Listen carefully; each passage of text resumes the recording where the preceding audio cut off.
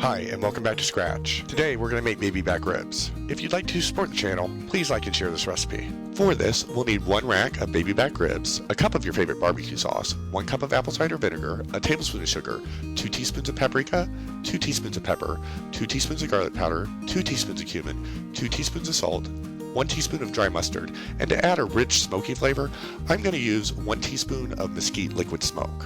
We'll start by preheating our oven to 275 degrees Fahrenheit. Then we'll whisk together our tablespoon of sugar, 2 teaspoons each of paprika, pepper, garlic powder, cumin, and salt, and 1 teaspoon of dry mustard. This will make up our dry rub. Next, we'll remove the membrane from the back side of our ribs. We'll dry off the ribs with a paper towel, and then use a knife to get under the cup side of our ribs and loosen the membrane. Then we'll use an additional paper towel to grip the membrane and pull it off. Removing the membrane prevents our ribs from being rough and chewy. Once the membrane's removed, we'll rub our ribs all over with a teaspoon of liquid smoke and all of our dry rub.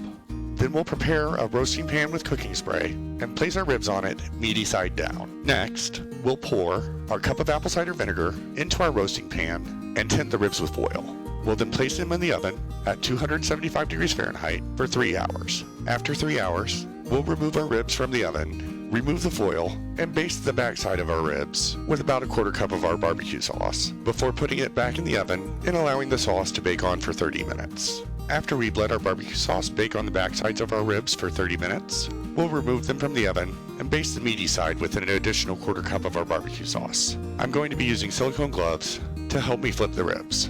Once basted, we'll allow the ribs to cook for an additional 30 minutes to bake on our sauce. After an additional 30 minutes, we'll baste the top of our ribs with our remaining 1/2 cup of barbecue sauce. Then set our oven to broil on high and allow our ribs to cook for an additional 5 minutes to caramelize our sauce. Then we'll remove it from the oven and allow it to rest for 10 minutes before serving with some coleslaw and baked beans. And remember, if you like the content, please subscribe.